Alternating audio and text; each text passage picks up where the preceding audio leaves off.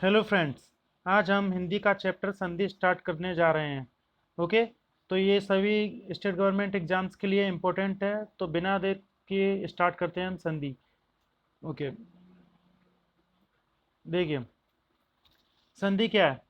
संधि का मतलब होता है मेल। संधि शब्द का मतलब क्या होता है? मेल। और संधि विच्छेद का मतलब होता है अलग अलग कर देना।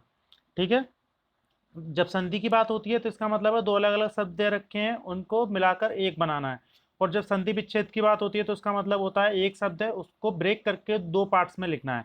ठीक है, तो परिभाषा क्या होती है संधि की? देखिए, दो निकटवर्ती बड़ों के परस्पर मेल से जो विकार परिवर्तन होता है उसे संधि कहते हैं। संधि के भेद भी होते हैं। संधि के कितने भेद है? संधि के तीन भेद होते हैं। ठीक है, कौन कौन से? स्वर संधि, व्यंजन संधि और विसर्ग संधि। इन तीन पार्ट्स में ये डिवाइडेड होता है।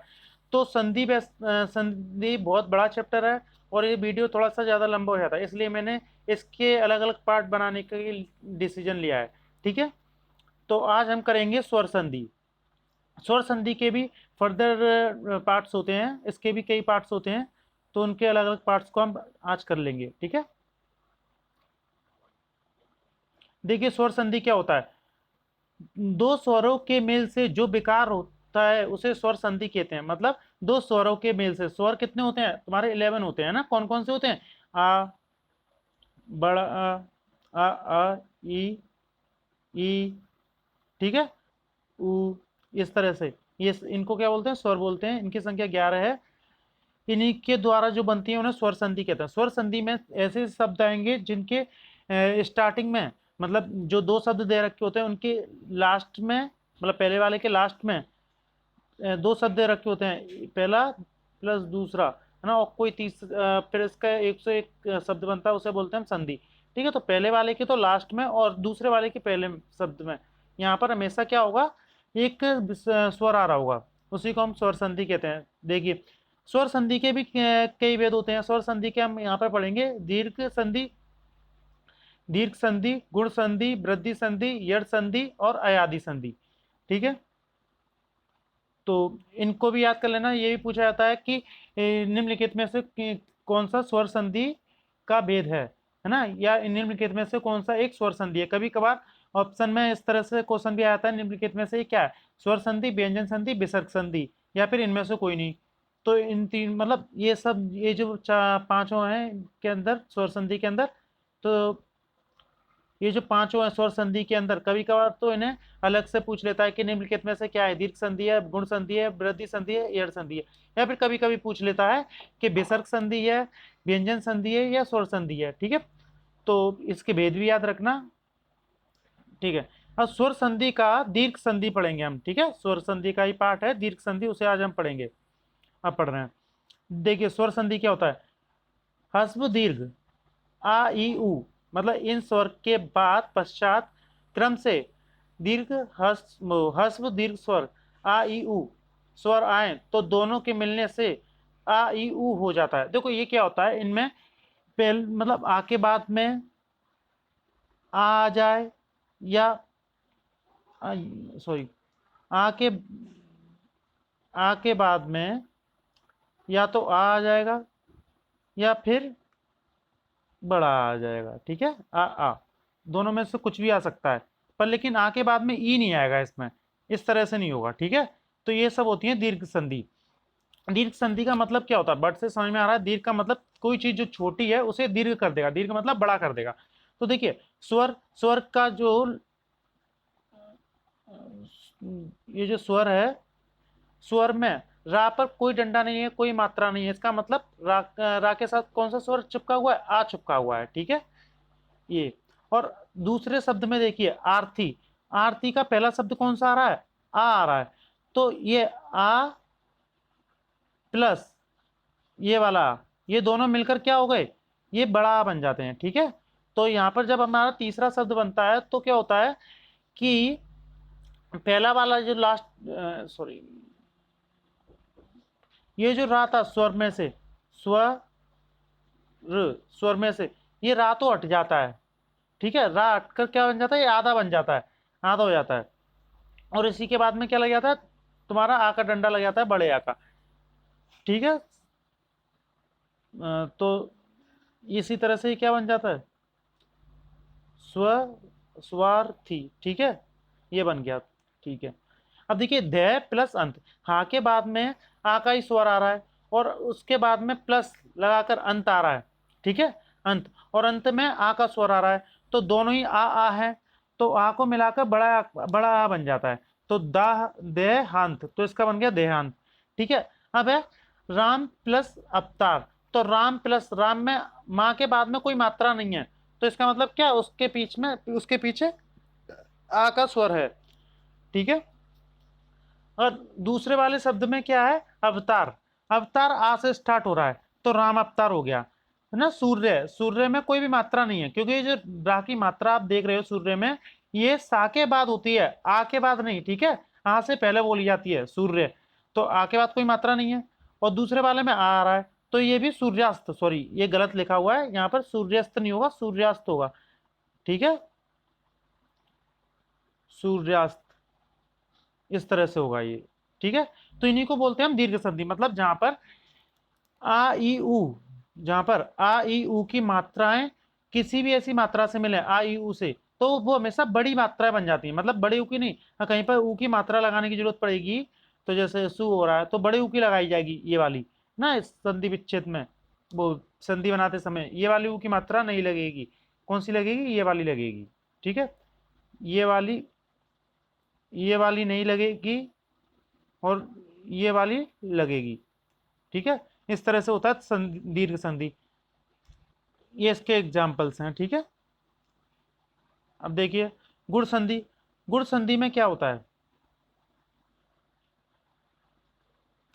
गुण संधि आ और आ के बाद, देखो इसमें सिर्फ दो ही वर्ड को लिया जाता है, पहले वाले में ना, जो पहला वाला शब्द होता है उसमें तो आ या आ आते हैं, और इसके बाद में या तो ई और ऊ आएगा, दूसरे वाले में है ना, या ऊ और ऊ आ सकता है, या रा आ सकता है। मतलब पहली वाले शब्द में तो इन लास्ट का वर्ड यही आ रहा होगा, इनमें से कुछ, पर लेकिन दूसरे वाले में इनमें से कोई भी हो सकता है।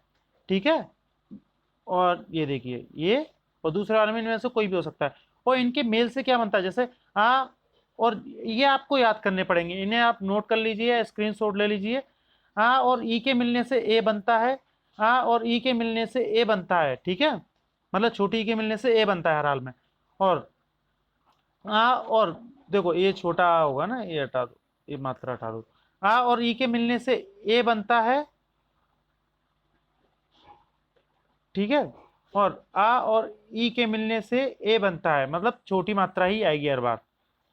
ठीक है,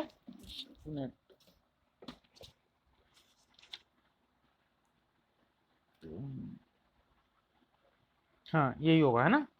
मतलब इनमें क्या है, छोटी एक ही मात्रा ही आएगी हर हाल में, छोटी एक ही मात्रा ही आएगी।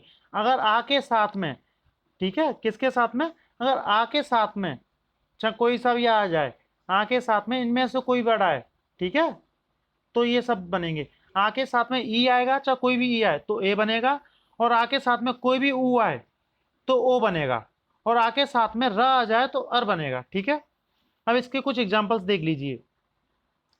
इसके एग्जाम्पल है चंद्र, देखो चंद्र, चंद्र है, तो दा के बाद में तो आ का स्वर आ रहा है, उसके बाद में ऊ आ रहा है। ठीक है, तो और आ और ऊ मिलकर क्या बनते हैं, देखो आ और ऊ मिलकर क्या बना है, ओ बने, तो यहाँ पर ओ की मात्रा हो जाती है ना, बात बल यहाँ पर। ठीक है, तो चंद्र प्लस उदय, तो ऊ तो हट जाएगा, ऊ की जगह ही तो उदय, ओ की मात्रा हो जाती है, तो चंद्रोदय, चंद्रोदय हो जाएगा। गंगा प्लस उदक, तो गंगोदक। ठीक है, गंगोदक हो जाएगा। पर प्लस उपकार, पर है, रा पर क्या है, आ का साउंड है पीछे, और उसके बाद ऊ आ रहा है, तो ऊ तो हट जाएगा, ऊ की जगह क्या आ जाएगा, ओ का साउंड आ जाएगा, परोपकार। अब देखिए वृद्धि संधि, वृद्धि संधि क्या होती है, आ और, देखिए इसमें जो हमारी गुण संधि थी, गुण संधि में हमने क्या किया, आ और आ के बाद में या तो हमारे आ रहे थे ई आ रहा था, या तो या ऊ आ रहा था, मतलब छोटा बड़ी, छोटी बड़ी, छोटा ऊ बड़ा ऊ, या रा आ रहा था। ठीक है, अब इसमें क्या होता है वृद्धि संधि में, आ और आ के बाद में आ और आ के बाद में जो बाहर नहीं आ रहे थे, देखिए ना, जो बाहर नहीं आ रहे थे मतलब दीर्घ संधि में, जो गुण संधि में नहीं आ रहे थे वो शब्द आएंगे। ए आएगा, ओ आएगा, आ और आ के बाद में, तो दोनों के मिलने से क्या हो जाता है, ए हो जाता है, मतलब बड़ी ए हो जाता है। पर लेकिन मात्रा लगाने में ये दो लगती हैं मात्राएं, क्योंकि देखिए ए बड़ी देखिए छोटी ए को लिखते तो ऐसे हैं, पर लेकिन छोटी ए की मात्रा ये होती है, ठीक है, और बड़ी ए को लिखते ऐसे हैं, पर लेकिन बड़ी ए की मात्राएं ये होती हैं, ठीक है। इस बात को ध्यान रखना, तो अभी बाद में कंफ्यूज मत होना इससे। आ और आ के बाद में या तो ये दोनों में आएंगे तो इनके मेल से बड़े ए की मात्रा लग जाएगी, है ना, और आ और आ के बाद में अगर ये दोनों शब्द आएंगे तो इनके मेल से बड़े ओ की मात्रा लग जाएगी। यही होता है। देखिए गुण संधि में क्या हुआ था, गुण संधि में यही नहीं आ रहे थे, मतलब ना तो ए आ रहा था लास्ट दूसरे वाले में, ए आ रहा था, और ना ही ओ आ रहा था, वहां पर आ रहे थे ई उ ओ, ठीक है, और रा आ रहा था, तो रा यहां पर नहीं आ रहा। अब देखिए वृद्धि संधि के नियम देख लीजिए, ये देखिए आपको लिखकर बता दिया है फॉर्मूले के फॉर्म में, आप ऐसे याद रख लीजिए, आ और आ के बाद में इन दोनों में से कुछ भी आएगा तो ए बनेगा, आ और आ के बाद में इन दोनों में से कुछ भी आएगा तो बड़ा ओ बनेगा। और ये सब चीज देखो यहाँ पर डिटेल में लिखी हुई है, आप यहाँ से नोट डाउन कर सकते हो। अब इसके एग्जाम्पल देखिए कैसे, सदा, सदा में क्या आ रहा है, बड़ा आ रहा है, मतलब ये वाला कंडीशन आ गई। और एब, एब में क्या आ रहा है, पहला शब्द आ रहा है। देखिए हमेशा पहले वाले में तो देखते हैं बाद वाला, और दूसरे वाले में देखते हैं पहला वाला शब्द, वो पहला वाला स्वर, स्वर देखते हैं क्योंकि स्वर संधि पढ़ रहे हैं हम, है ना, तो पहला वाला स्वर देखते हैं। तो दूसरे वाले शब्द में पहला स्वर क्या है, ए, तो इन दोनों के मेल से क्या बना, ए, है ना, बड़ी ए, तो बड़ी ए की मात्रा लगती है दो ऐसे, और बड़ी ए लिखकर दिखाया जाता है ऐसे करके, ठीक है, इस बात को याद रखना। तो ये बन गया सदैव। ऐसे ही तथा, तथा में क्या आ रहा है, ये इसमें भी यही वाली कंडीशन है, बड़ा आ का साउंड आ रहा है और छोटी ए आ रही है, और इन दोनों के मेल से बनता है क्या, बड़ी ए, तो तथेव हो गया, ठीक है, इस तरह से बनते हैं। तो आपको याद रहना चाहिए गुण संधि में क्या क्या आता था, आ और आ के बाद में आता था ई उ ओ और र। और वृद्धि संधि में, गुण संधि का वृद्धि संधि में क्या आता है, आ के बाद आते हैं क्या, ओ या फिर ए ये आते हैं, ठीक है, और दोनों ही कंडीशन में क्या बनता है, बड़े ओ की मात्रा लगती हैं, ठीक है, या तो बड़ी ए की लगती हैं या बड़े ओ की लगती हैं। और गुण संधि में छोटी ए की मात्रा लग रही थी या छोटे ओ की मात्रा लग रही थी, ठीक है। जब भी ये दो मात्राएं दिखें आपको, ठीक है, जब भी ये दो मात्राएं दिखें मेल होने से, तो आप समझ जाना कि ये वृद्धि संधि है। और जब आपको मेल होने की वजह से एक मात्रा दिखे, ठीक है, जब आपको मेल होने की वजह से एक मात्रा दिखे तो आप समझ जाना कि गुण संधि है। अब यड़ संधि देखिए, यड़ संधि क्या होती है, नियम देखिए, इसमें ई उ या रा के बाद में, मतलब इस बार आ और आ की बात नहीं कर रहे हम, ई उ या रा के बाद में, या तो ई वो सॉरी के बाद कोई, हाँ, ई उ देखिए, ई उ और रा के बाद में कोई भिन्न स्वर आ जाए, है ना, कोई भिन्न स्वर आ जाए तो क्या होता है, ई उ का तो या बन जाता है, और उ या उ आ जाए, उ या उ होता है, और उसके बाद में कोई भिन्न स्वर आए तो बा बन जाता है, और रा आए, रा के बाद में कोई भिन्न स्वर आए तो रा, ऐसा रा बन जाता है पूरा, ठीक है। देखिए ये चीज मैं फॉर्मूले की फॉर्म में लिखी है, पहले शब्द के स्वर में, मतलब लास्ट में पहला शब्द होता है ना, प्लस लगाकर यहाँ पर कुछ लिखा होता है और यहाँ पर कुछ लिखा होता है, इसके जो लास्ट में जो स्वर आता है वो तो इनमें से कोई एक होना चाहिए। और दूसरा ई के अलावा कोई भी दूसरा स्वर हो, चाहे आ जाए चाहे ऊ आ जाए, मतलब ई वाले की बात कर रहा हूँ, ई वाले में चाहे तो आ जाए या ऊ आ जाए या ए आ जाए या ओ आ जाए, तो हमेशा क्या बनता है, या बनता है। ऐसे ऊ के बाद में ई आ जाए, आ जाए या ओ आ जाए, बस ऊ नहीं आना चाहिए तो बा बनता है। रा के बाद में रा नहीं आना चाहिए, कोई भी आ जाए, आ जाए, ई आ जाए, ऊ आ जाए, तो हमारा क्या बनता है, रा बनता है, ठीक है। ये इसके नियम है। आप इस नियम को अगर याद कर लोगे, ये आपको याद हो जाएगा जब एग्जाम्पल करोगे ना एक दो, तो समझ में भी आ जाएगा। आप इन नियमों को लिखकर थोड़ा सा पढ़ लीजिए एक दो बार और याद कर लीजिए। देखिए इनमें भी कुछ ज्यादा प्रॉब्लम नहीं है, कुछ भूलने ऐसा नहीं है। जैसे कि इसमें क्या चलता है, जो गुण संधि चल, देखो स्वर जो दीर्घ संधि आती है सबसे पहले, उसमें तो पहला शब्द आ आएगा, तो उसके बाद में जो दूसरे वाले शब्द का पहला अच्छा शब्द अक्षर आएगा वो भी कैसा आएगा, आ का ही आएगा। या फिर पहले वाले के लास्ट में जो स्वर ई आ रहा है तो उसके दूसरे वाले में भी, देखिए जैसे कि मैं आपको दिखाता हूं, ये दीर्घ संधि में अगर यहाँ, सॉरी, देखिए दीर्घ में क्या है, ये अगर यहाँ आ रहा है, यहाँ आ रहा है तो यहाँ भी आ रहा है, हर जगह पे आ, मतलब यहाँ पर आ, यहाँ पर आ, यहाँ पर आ, यहाँ पर आ, ऐसे आ रहा है, ठीक है। और गुण वाले में क्या होता है, गुण संधि में पहली बात तो आ आता है, पर लेकिन इसके बाद ई या ऊ आता है, चाहे छोटी वाली या बड़ी वाली, ठीक है। और आ के बाद में री आती है। अब देखो ई और ऊ अब गुण संधि में आ गए तो इसका मतलब क्या है, अब ये वृद्धि संधि में नहीं आएंगे। वृद्धि संधि में इनकी जगह क्या आएगा, देखिए वृद्धि संधि में इनकी जगह पर क्या आएगा, आपके पास वो आएगा जो यहाँ पर नहीं आया। जैसे कि यहाँ पर ए नहीं आया, ठीक है, मतलब आ के बाद ए नहीं आया और ओ नहीं आया, तो वृद्धि संधि में आएगा, ठीक है। देखिए वृद्धि संधि में आ गई यही चीजें, ये मानी आई थे ना, ये सब मानी आए थे, तो अब ये यहाँ पर आ गए और इनकी वजह से बड़ी मात्रा बन जाती हैं।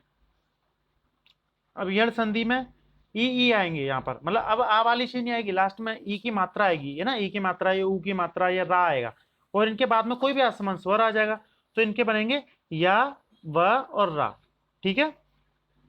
अब इसके बाद देखिए इनके एग्जाम्पल, इसके एग्जाम्पल जैसे इति, इति में क्या आ गया, ई की मात्रा आ गई लास्ट में, ठीक है, प्लस अब आदि आ गया, तो मतलब ई के अलावा ही तो कोई दूसरा शब्द आया है, वो कोई दूसरा स्वर आया है आ, तो इन दोनों के मिलने से ई और आ, मतलब पहला ई हो और दूसरा आ स्वर, आ समान स्वर हो, तो क्या बनता है, या बनता है, ठीक है। तो या बनता है, मतलब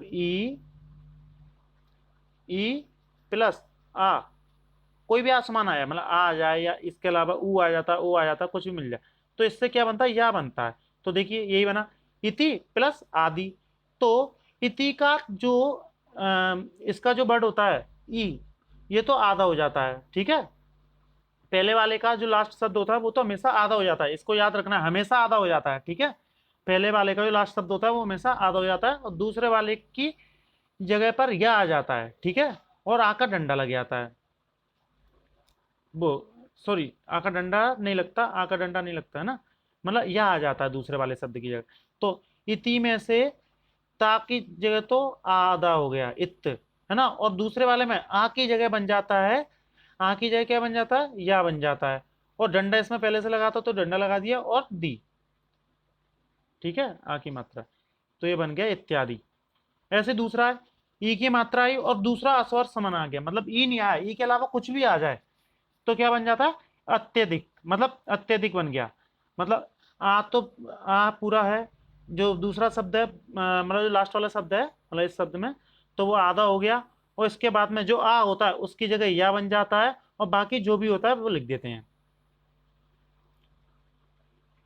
ये हो गया आपका अत्यधिक, ठीक है। ऐसे स्वागतम, सु में कौन सी मात्रा आ रही है सबसे पहले, पहले वाले में, पहले वाले शब्द का लास्ट का स्वर क्या आ रहा है, ऊ आ रहा है, ऊ आ गया, ठीक है, ऊ आ गया, और ऊ के बाद में कोई भी असमान स्वर आ जाए, जैसे कि ऊ के बाद में असमान स्वर इसमें क्या आ रहा है, इसमें आ रहा है आ, अच्छा बड़ा आ जाए छोटा आ जाए उससे कोई फर्क नहीं पड़ता ना, आ रहा है, तो आ रहा है तो इनके मिलन से क्या बनेगा, वाह बनेगा, ठीक है, यही आपको बताया था।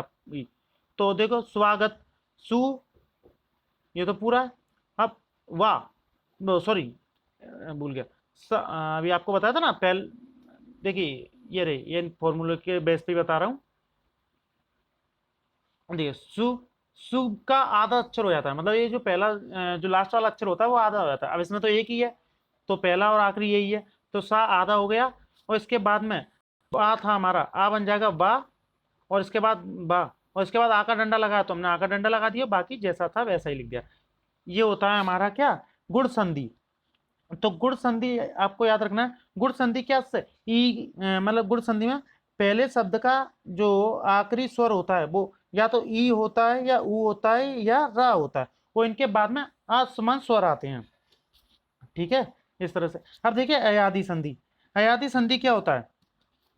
यदि, अब देखिए, यदि यदि ए ओ ओ स्वरों का मेल दूसरे स्वरों से हो, है ना, तो ए का, देखिए अभी हमने क्या पढ़ा था पिछले वाले में, ई पढ़ा था, है ना। यड़ संधि और अयादी संधि एक जैसे होते हैं, गुण संधि वृद्धि संधि एक जैसे होते हैं, दीर्घ संधि मतलब गुण संधि वृद्धि संधि और दीर्घ संधि वो एक जैसे होते हैं, यड़ संधि और अयादी संधि लगभग एक जैसे होते हैं।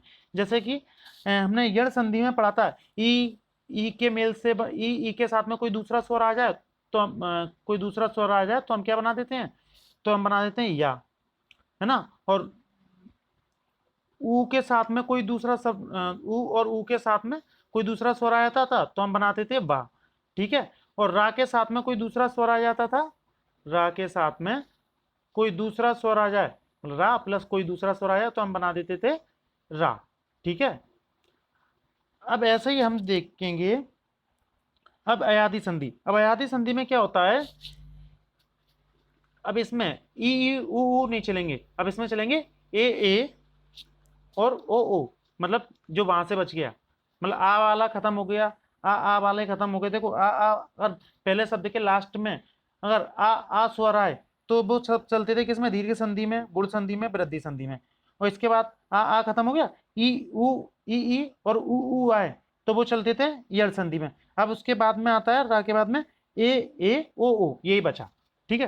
पर ये दोनों लास्ट में पहले शब्द के लास्ट स्वर में आ रहे हैं और इनका मिलन किसी असमान स्वर से हो रहा है, इनका मिलन अगर किसी असमान स्वर से हो रहा है तो अब हमारे क्या बनते हैं, या तो ए बनते हैं। देखिए इनके बाद में, देखिए इन दोनों के बाद में अगर, सॉरी एक मिनट, अगर ए के बाद में कोई दूसरा स्वर आसमान स्वर आए तो अ बनता है, और ए के बाद में, बड़ी ए के बाद में कोई आसमान स्वर आए तो आय बनता है, और बड़े ओ के बाद में कोई, सॉरी छोटे ओ के बाद में कोई आसमान स्वर आए तो अब बनता है, बड़े ओ के साथ में कोई आसमान स्वर आए तो आप बनता है। यही चीजें यहाँ पे दे रखी हैं कि इसके लक्षण क्या है। अयादी संधि के लक्षण जो होते हैं इसमें अय आय अब आप ये शब्द आते हैं, ठीक है।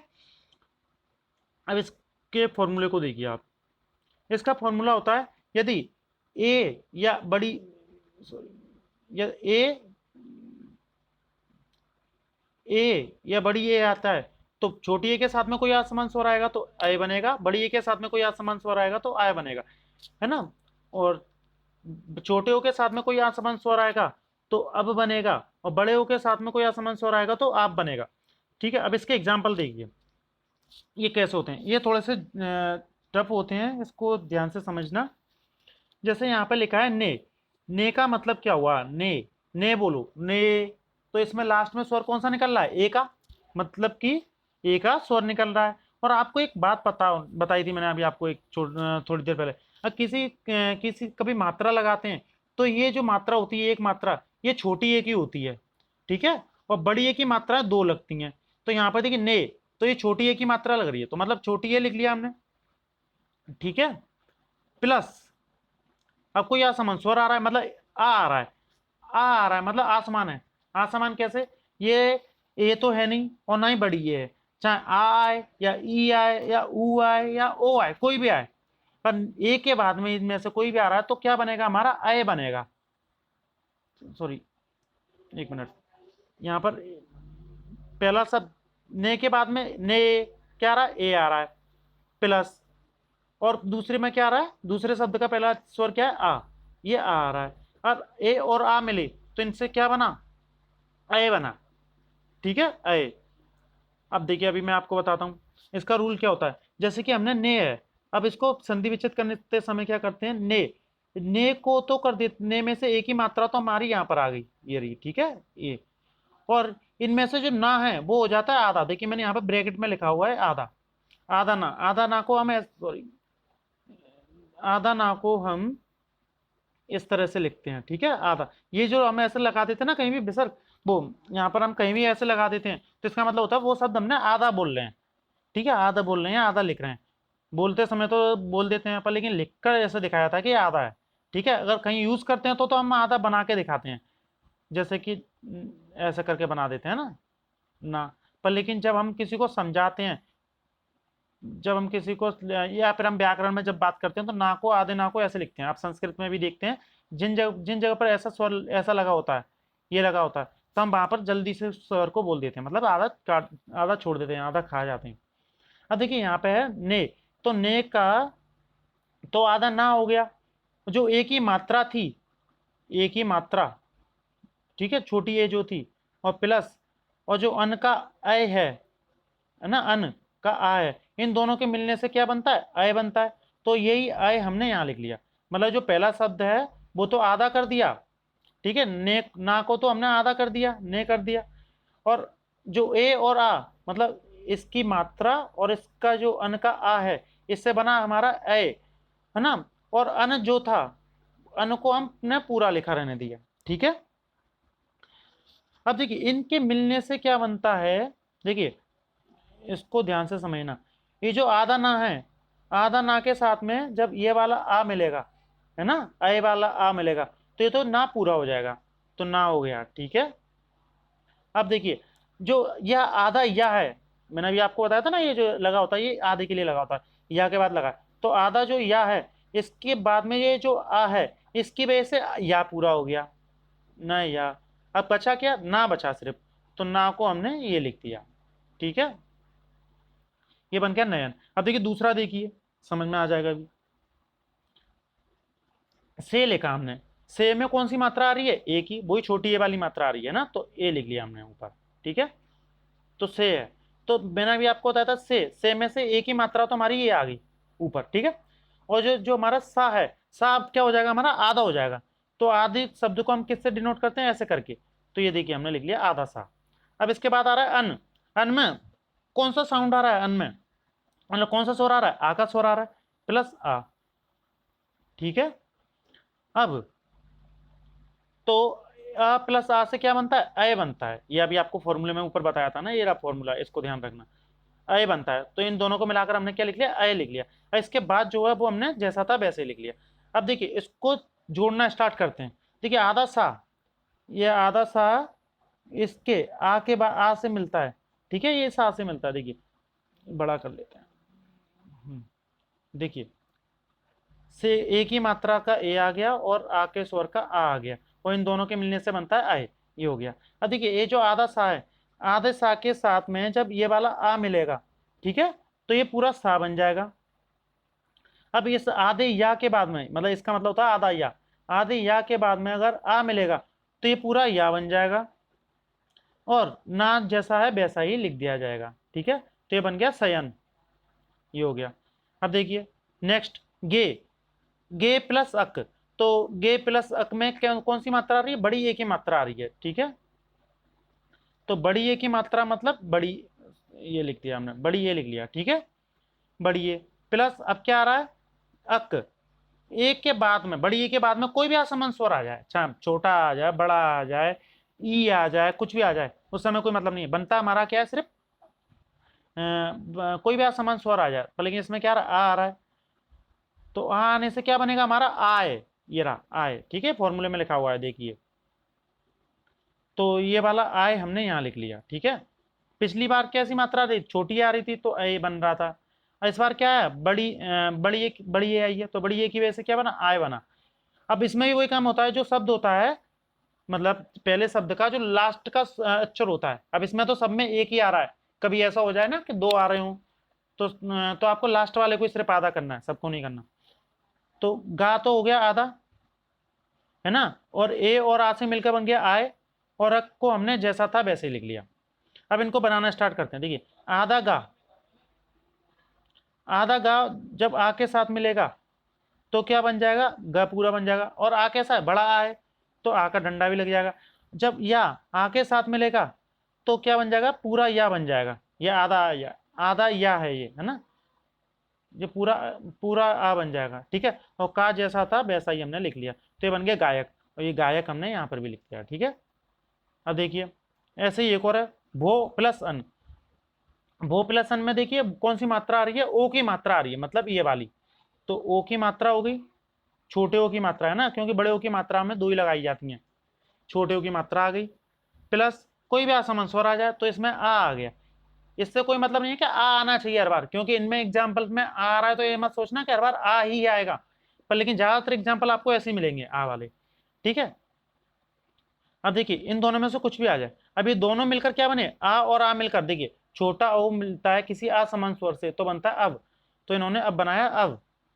ठीक है, तो भो, भो में से ओ की मात्रा है, मतलब ओ की मात्रा है तो क्या बन जाता है, ये आधा आधा अक्षर रह जाता है भो। ठीक है, ये आपको यहाँ पर लिख कर दिखा दिया आधा अक्षर। ठीक है, और अन जैसा था वैसा ही हमने लिख लिया। अब देखिए इनको कैसे बनाते हैं, ओ तो ये रहा, ओ प्लस किससे बन रहा है, ये आ से बन रहा है। ठीक है, अब आधा भा और ये वाला आ मिलेगा तो क्या बन जाएगा, पूरा भा बन जाएगा, पूरा भा बन जाएगा, भा बना दिया। ठीक है, और आधा बा और ये वाला आ मिलेगा तो क्या बन जाएगा, बा बन जाएगा, भब, और ना जैसा है वैसे ही लिख दिया, ये हो गया भवन। ओके, और इसी को हमने अभी क्या, इसी को हमने लिख दिया यहाँ पर, तो यहीं पर आपका स्वर खत्म होता है। आप इन्हें अगर नोट डाउन करते हो इन फॉर्मूलों को एक पेज में अपने सामने लिख लोगे, ये जब ये सारे एक साथ आपके सामने दिखेंगे तो ये सब आपको याद हो जाएंगे। ठीक है, तो आज का वीडियो यहीं पर समाप्त होता है। If you like the video please like share and comment and subscribe also. Okay, जिससे कि मैं आपके लिए और नए वीडियोस बना सकूं, मेरे को मोटिवेशन मिले। कल का वीडियो आपके लिए होगा व्यंजन संधि। ठीक है, सबसे ज्यादा कठिन होती है स्वर संधि, उसके बाद आती है व्यंजन संधि और विसर्ग संधि। विसर्ग संधि सबसे ज्यादा आसान होती है, जिस दिन आप उसे सीखोगे आप कभी भूलोगे नहीं उसे, मतलब बताना तो भूलोगे नहीं, बनाना भले ही भूल जाओ, पहचानना नहीं भूलोगे कि ये विसर्ग संधि है। और एग्जाम में ज्यादातर विसर्ग जो भी संधि आती है वो पहचानने के लिए आती है। ठीक है, जो छोटे लेवल के एग्जाम होते हैं ग्रुप डी वगैरह के, उनमें आती है आपकी बनाने के लिए, और जो बड़े लेवल के होते हैं उसमें पहचानने के लिए आती हैं। ठीक है, और जो बनाने के लिए आती हैं तो उसमें ज़्यादा कॉम्प्लिकेटेड केस नहीं आते हैं, नॉर्मल केसेस आते हैं। Okay, good bye.